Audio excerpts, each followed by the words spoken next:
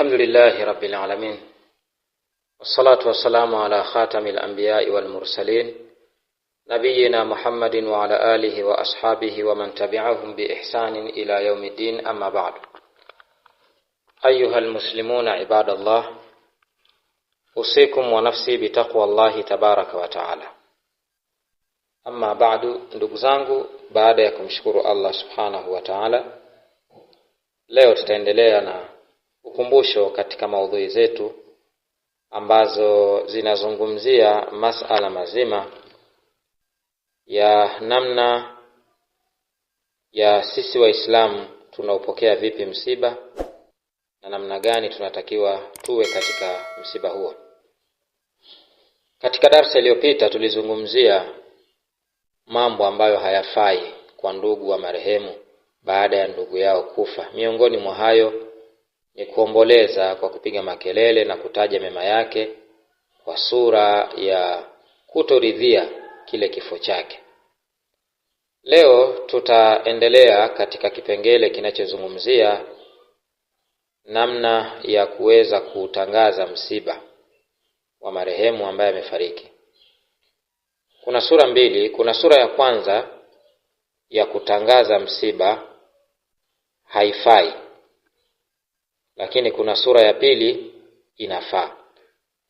Sura ya kwanza ambayo haifai ni kule kutangaza, kwa maana unamtuma mtu akaanza kuita, kupiga makelele katika masoko na katika sehemu mbalimbali, kwa makabila mbalimbali, ananyanyua sauti yake akawa anataja mema ya marehemu, akawa anazungumzia ushujaa wake kama alikuwa ni shujaa, akawa anaeleza sifa za yule marehemu amekufa, alikuwa kadha kadha kadha, anataja yale mema yake na mambo yake mazuri, lakini kwa njia ya taadhim.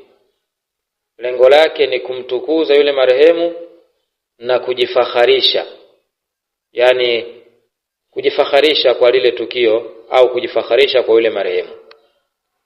Na kuna baadhi ya wakati mtu anapiga makelele yale mpaka wengine wanalia baada ya kupata zile taarifa, wananyanyua sauti zao, wanalia. Kwa hiyo hii haifai, utangazaji wa namna hii. Kutangaza msiba wa mtu kwa njia ya namna kama hii haifai, sheria imekataza. Ama utangazaji tunaokusudia hapa, an-na'yul jaiz, ni kama huu ufuatao. Huu unafaa: wayajuzu i'lanul wafati idha lam yaqtarin bihi ma yushbihu na'yal jahiliya. Inafaa kutangaza kifo cha mtu aliyekufa, lakini kama kifo hiko au utangazaji huo haukuambatana na mambo yaliyokuwa yakifanywa kipindi cha jahilia au kwa watu ambao ni majahil, hawajui dini, ambako ndiyo kama nilivyoeleza katika ule utangazaji wa kwanza ambao ndiyo haufai. Kwa hiyo kutangaza kifo cha mtu inafaa ikiwa tu hakuna mambo yaliyokuwa yameharamishwa.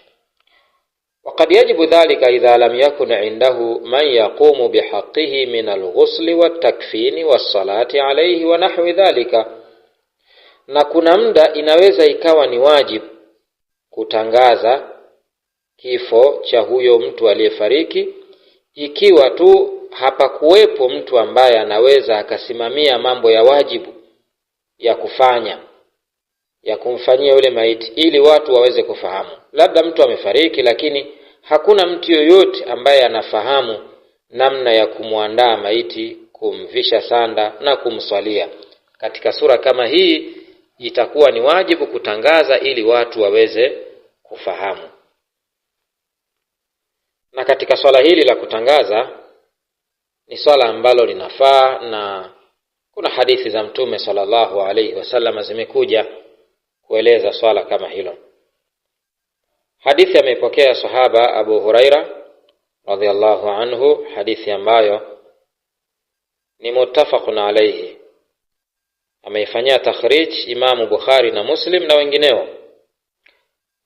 Mtume sallallahu alayhi wasallama anna Rasulullah sallallahu alayhi wasallam na'a an-Najashiyya fil yawm alladhi mata fihi. Mtume sallallahu alayhi wasallam alitangaza kifo cha Najashi. Najashi nadhani wengi katika Waislamu wanafahamu Najashi ni nani. Najashi ni Malik, mfalme katika wafalme wa Ethiopia kipindi hiko, ambao kwa sasa inaitwa Ethiopia, ambako ilikuwa inaitwa ni Habash. Ni mfalme wa Habashi huyo ambaye alisilimu na aliwahifadhi wale muhajirina wa kwanza, wale akina Jaafar na wengineo ambao waliama kukimbia na dini yao kwenda kule Habash. Aliwapokea na akawahifadhi kwa sababu ya dini. Kwa hiyo na huyu bwana alisilimu. Baada ya kusilimu basi akaendelea na Uislamu wake. Sasa baada ya kuwa amefariki huyu Najashi, Mtume sallallahu alayhi wasallama akatangaza kifo chake ile siku ambayo alikuwa amekufa. Baada ya kutangaza, kharaja ila al-musalla, akatoka Mtume na masahaba wake kwenda katika sehemu ile wanaoswalia, katika viwanja vile ambavyo mara nyingi wanaswalia Idi na wanaswalia majeneza na vitu kama hivyo.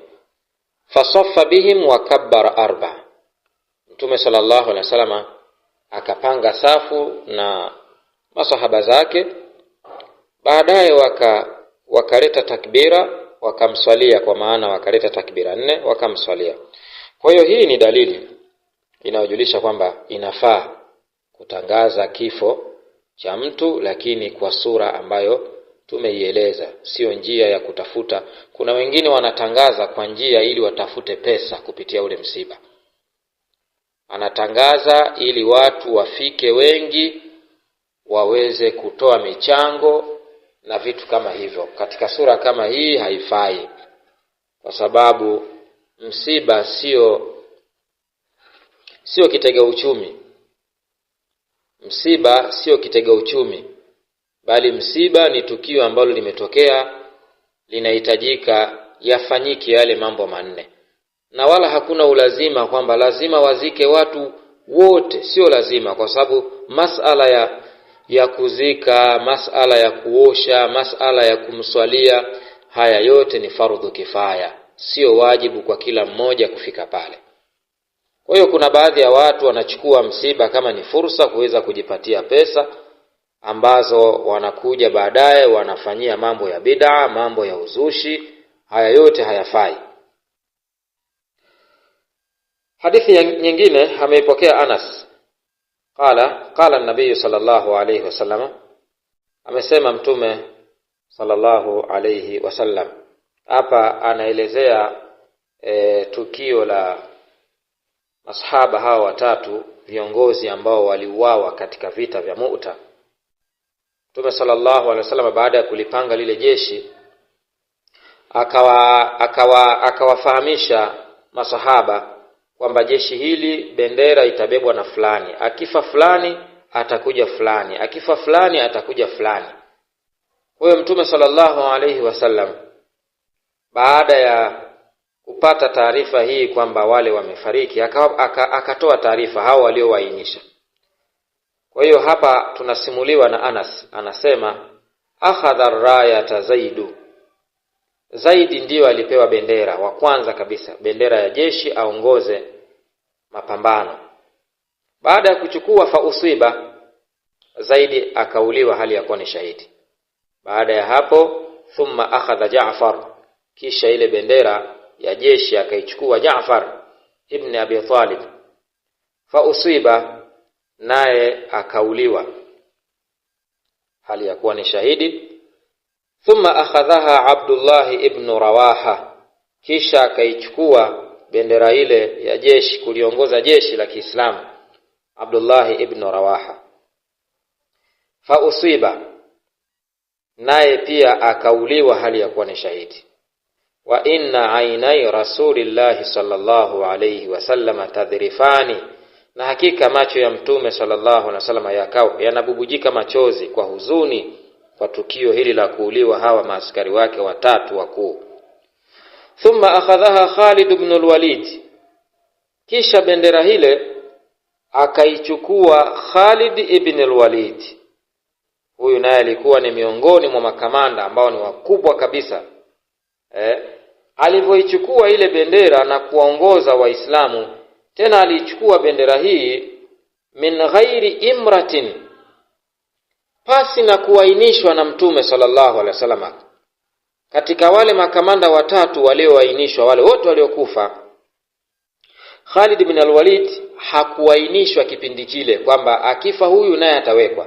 Lakini kwa kuwa Waislamu walimchagua baada ya kufariki hawa makamanda watatu, basi Khalid akaenda naye akachukua ile bendera min ghairi imratin, pasi na kuainishwa na Mtume sallallahu alaihi wasallam kwa ile mara ya kwanza kwamba naye atakuwa ni miongoni mwa wale viongozi. Lakini kwa uwezo wa Allah tabaraka wa taala, fafutiha lahu, basi Allah akampa ushindi, wakapata ushindi Waislamu kupitia huyo Khalid ibn al-Walid. Hadithi hii akhrajahu al-Bukhari. Hadithi hii ameieleza Imamu Bukhari, akaiwekea mlango, na hii kuna hii na zinginezo, babu rajuli yana ila ahli al-mayyit binafsihi. Huu ni mlango unaozungumzia mtu ambaye anawatangazia kifo cha watu wa ahlul mayit. Babu rajuli yana ila ahli al-mayyit, huu ni mlango unaozungumzia kwamba watu wanatangaza kifo binafsihi, anatangaza mtu yeye mwenyewe. Kwa hiyo mlango huu umeletwa kuonyesha kwamba inafaa, ni ishara ya kwamba kutangaza kifo kinafaa, lakini katika njia ambayo iliyokuwa nzuri ambayo tuliyoieleza. Kwa hiyo leo darasa yetu itaishia hapa, lakini tulichotaka kukisema hapa ni kwamba inafaa kutangaza kifo, lakini kwa sura ambayo ni nzuri, sio sura ya kama tunavyofanya baadhi ya watu, baadhi ya maeneo, watu wanatangaza katika mizengo, wanatangaza katika sehemu mbalimbali katika sura ambayo sio sahihi. Wengine wanatangaza katika manabir, katika mimbari za misikiti. Hizi zote hazifai. Mimbari ya misikiti haikuwekwa kwa ajili ya kutangazia vitu vya namna kama hii, bali inafaa kuwatangazia watu katika sura kama ambayo tuliyoelezea. Sio mtu anawasha speaker anatoa taarifa ili watu waweze kujaa, wengine malengo yao makubwa waweze kujaa watu, waweze kupata pesa kutokana na ule msiba. Wallahu a'lam. Subhanakallahumma wa bihamdika ashhadu an la ilaha illa anta astaghfiruka wa atubu ilayk.